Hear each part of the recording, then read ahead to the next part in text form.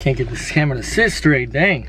All right, guys, so here we are. It is the end of 2018. Hope you guys all had a happy new year. I know I did. It was honestly a lot of fun. Now, by the time you guys are seeing this video, it probably will be like January 3rd or 4th, whatever day is Friday or Saturday. That's when this video will be going up. So it's the start of a new year, so I decided why not go ahead and do a video of a recap of everything that I've done to the Teggy this year, because it's been through a lot this year. This was probably the year that it changed the most. Now, I also want to go over 2019 plans for this car as well. I do have a lot, believe it or not, and I'm definitely going to continue making videos for you guys because it's just so much fun. I love entertaining you guys, love seeing all the views, and it's just a lot of fun for me to do. So let's start with the 2018 recap. So the first thing we did was the plastic dip. Now this started at the end of last year, but I'm gonna go ahead and throw this in because it was so close. It was like December 26th or something, so close enough to 2018. So the plastic dip was the first thing I did in 2018. Now I do have a list here if anybody was wondering. I'm just reading off of this because I have a bunch of stuff on here.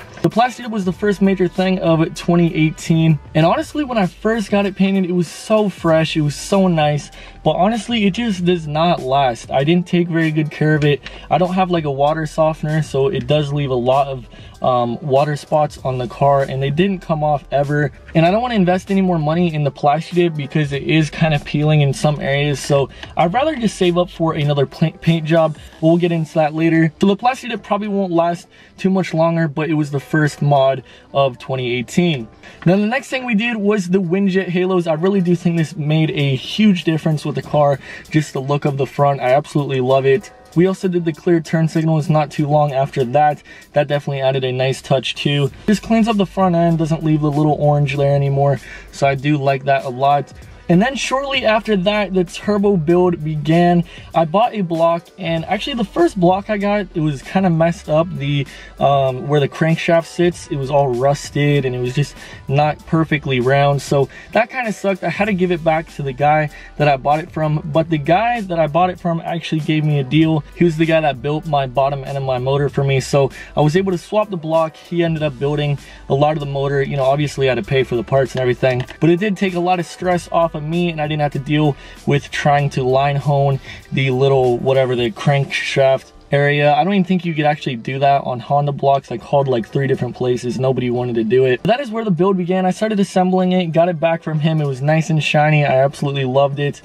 Started assembling the head, put on the head gasket, all different kinds of stuff. Put the cams in, and then we went down to LA and I bought the turbo. Now the turbo was absolutely awesome to finally hold in my hand. It was just such a cool feeling knowing that that thing was going to be on my car pretty soon. It was just like my first time actually holding that big of a turbo in my hand, so it's honestly just so cool. And that was a lot of fun going down there. Now, my experience with CX Racing isn't very good though, and personally I do not recommend you guys buy from them. They don't have good customer service, no warranties of any sorts. They're not helpful at all, and my turbo still burns a little bit of oil, but it does still spool and it still works, so whatever. I'm just gonna have to roll with it until it dies, but I do plan on upgrading that probably in the future. Maybe not in 2019, but we'll see. Now, in the midst of this whole engine build, I also bought the $500 Teggy. I know I kind of left you guys not knowing what I was doing with that. You guys were completely blind. I only made like 2 videos. I swapped in the B20 into it, it ran, and I actually ended up just selling it. So what happened was I was going to get it smogged, and I was just driving it around and I was like, dang, this thing something feels odd about this car. So it needed a new sway bar. The sway bar links were broken. The engine mounts were kind of shot in that car as well. I'm trying to think what else was really wrong with it. There wasn't that much wrong with it.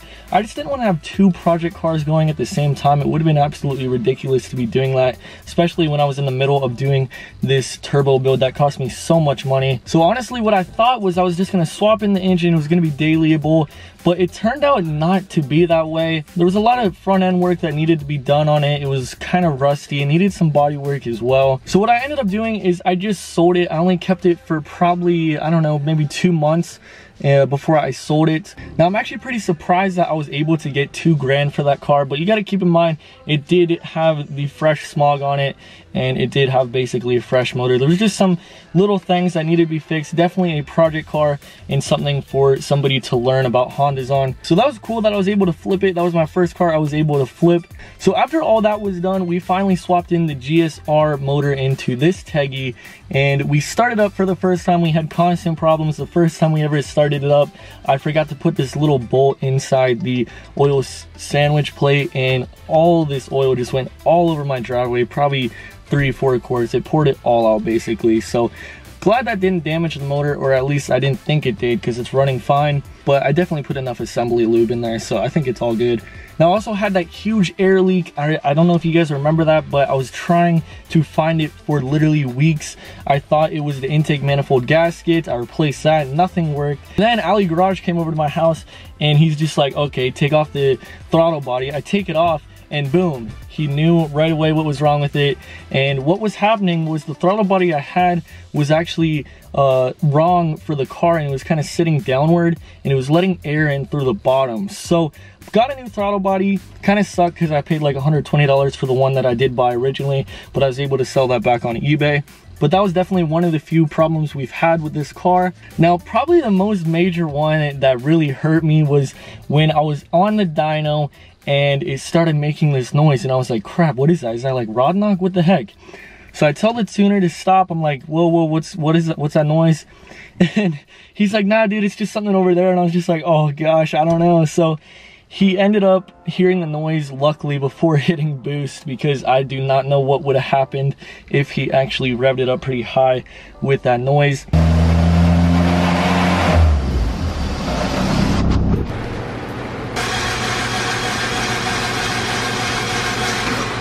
But I was really scared back then. I really did think something major was wrong with my motor, and that would have sucked. That would have been so much money down the drain. And even the little mechanic there, or whatever the mechanic, I don't, whatever. Anyways, he was there, and he was like, yeah, that's probably rod knock. And I was just like, no, that cannot be. So they checked it out. It ended up not being rod knock, thank God. The flywheel bolts came loose, and it was like vibrating on the clutch disc. So luckily the flywheel did not come all the way off, because I don't know what would have happened, to be honest. But luckily it wasn't anything super major. I was out $300 for the tune, but who cares? At least I didn't have to rebuild the whole motor. So that was definitely something that really scared me. And we finally got through, went through the dyno again, and we got it tuned. So I mean, that is pretty much all the mods and everything we did in 2018, besides giving my parents a ride in this thing. My mom got really scared. My dad, he was scared, but you know, he's not gonna scream.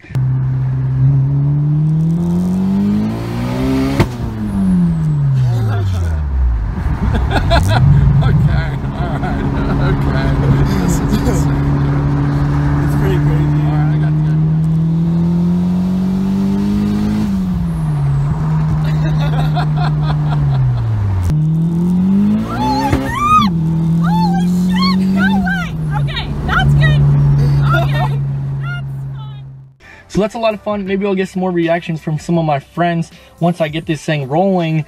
So it turns out it's probably not the ECU now. I have to take apart the dash, or figure out where the previous owner put this aftermarket alarm system, and something is up with it, because just the other day I had the car on and the radio turned off, and it started beeping. Like, it beeps whenever I get out of the car and take out the keys from the ignition, but it started beeping, and it looked like the battery was dying, but the car was still on, luckily. So there's definitely some sort of short or something wrong with the alarm system that I need to figure out, but we will figure that out probably later this week, hopefully. So yeah, guys, that is it for all the 2018 stuff. So moving on into my 2019 plans for this car. So 2019 is going to be all about cleaning up this thing inside and out, figuring out where to put this ECU, figuring out all the problems, cleaning up the engine bay, but I have some other stuff I want to go through over here anyways. So yeah, clean it all up. Probably get some new trim pieces. I know the ones on the windshield right here are really bad, and I do need to change those, especially if I do end up painting it. So now the two major things that I plan on doing this year, not saying they're gonna happen, but plan on doing, is the JDM front end, or Type R front end. I do plan on doing that.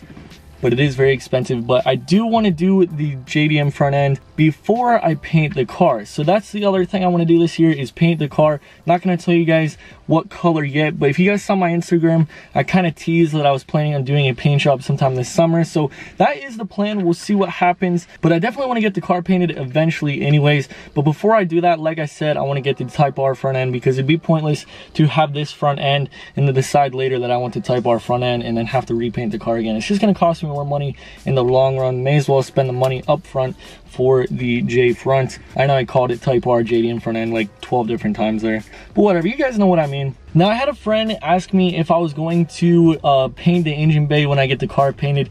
Now, the answer most likely is going to be no, because it would just be too much work to pull the whole motor out and then have to get the car towed to wherever I'm going to paint it. So I think for this time, no, we are not going to be doing that. Now, I had an idea for that. I don't know if you guys would like it. Give me your opinion.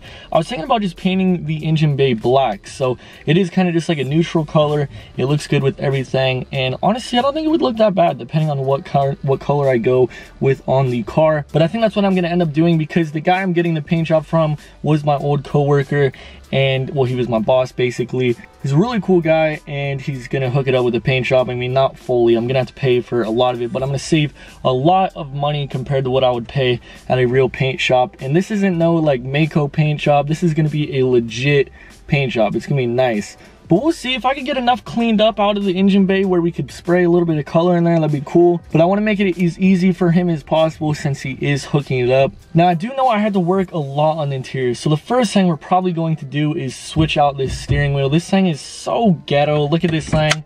Doesn't even have a button in it. It's just an eBay steering wheel. This thing cost me like 35 bucks. This thing used to be bright red, faded. It looks disgusting. It's all pink. So that definitely is one of the first upgrades that we're going to be doing for the interior. Now, I also was thinking about getting some racing seats. I know I've been thinking about this for a long time. Never went through with it, but I might do it since I'm going to start doing the interior a little bit better. Now, since this car has this motor in it, I'm most likely not going to be driving it all over the place. So I think what I'm probably going to end up doing is gutting the back, but I'm just going to leave it for now just in case people want to try out the Teggy with the turbo. But I am probably going to end up gutting the back, taking the back seats out, possibly putting a roll cage back there. Now, I was thinking about doing, I know it kind of sounds stupid, but a lot of people have done it and it looks pretty cool. I was actually thinking of spraying bed liner on the back, like a black bed liner throughout the bottom and stuff. And I've seen it on some cars and it actually looks pretty sick. And like I said earlier, black is just such a color that pretty much goes with everything. So I don't think it would look too bad. It'd be cool if I got a roll cage and I actually got it painted like the color of the car.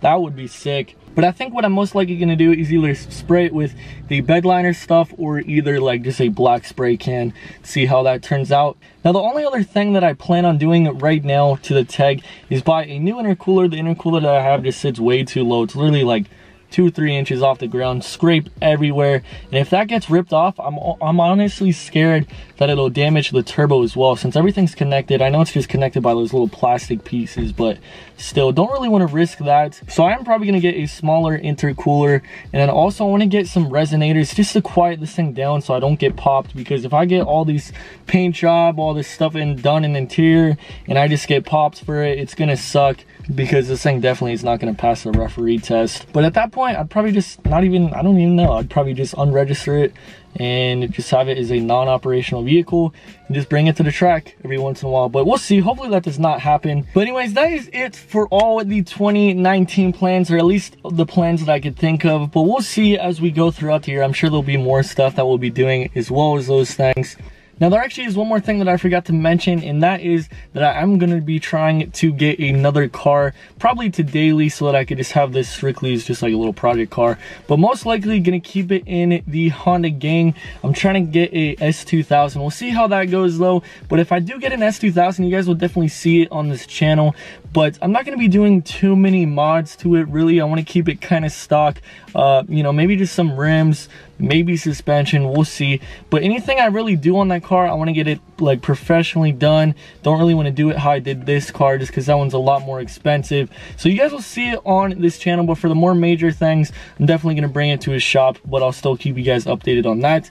Now, I'm not saying I am getting an S2000. We'll see how it goes though. Might end up with a RSX or even possibly a 350Z, but we'll just see how things go. So 2019 is all about cleaning this thing up, making it look nice, and maybe even enter it into a couple car shows. We'll see how it goes. It is still daily driven. I mean, it's not really daily driven, but it's not like a track only car. So it's not going to be like the cleanest thing you've seen ever, because I know some people do like insane stuff with their engine bays, but I really do want the outside to look nice.